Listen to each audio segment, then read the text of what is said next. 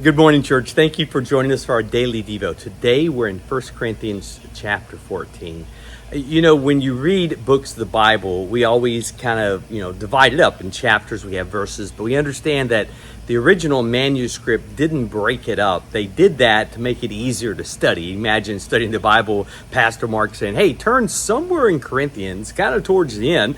So they added chapters, they added verses, and they tried to make the best breaks, and for the most part the writers who added those did a good job, but they weren't there originally. And so a lot of times when Paul is writing something, or an author, they aren't thinking a chapter stops here, begins here, or here's the change. And so in 1 Corinthians chapter 14, Paul again is speaking of gifts. You remember in chapter 12 actually did that. We talked about Paul speaking of gifts, how there wasn't a hierarchy in lower gifts, but all gifts were important for God and function in different ways. And then what some commentators will say, Paul kind of takes a tangent, a side point, where he talks about love. The chapter 13, we hear that chapter read a lot at weddings, and it has an application to husbands and wives, but it's really written for the church, for us as believers to love one another. And then he comes back into spiritual gifts in 14. And I don't think Paul took a segue. I think Paul was setting the stage, talking about the gifts and how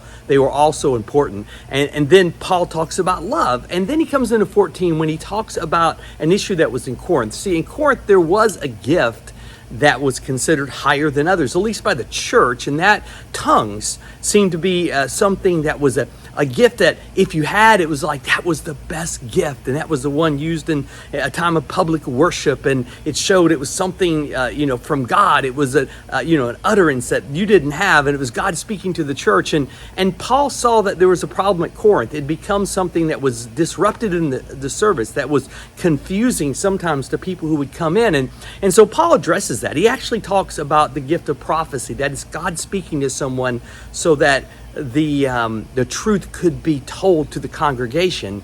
See, today we already have God's word. We have the New Testament, God's New Testament canon, and so we have God's truth. We can preach from it propositionally. At that time, they didn't have a New Testament. They had an Old Testament, but not a New Testament. And so God was speaking to individuals, and then they would speak to the congregation. And so Paul, tells him, guys, listen.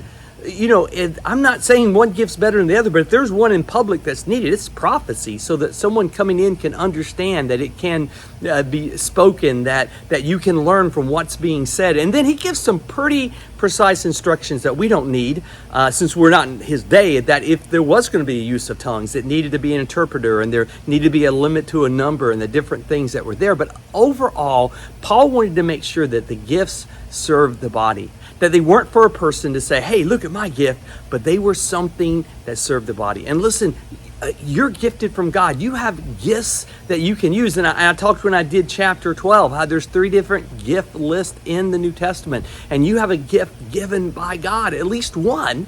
And you have something that you're better at than most, that you have the ability to do, that we as a church need you function in that way. And guess what? When you do it, you will feel God's pleasure as you allow God's gift to flow through you. But most of all, Paul again wants us to know that all these gifts are important. We work together, what? To advance the kingdom, to grow the body. Guys, thank you so much for being part of our daily Devo, and I sure hope you continue with us each day.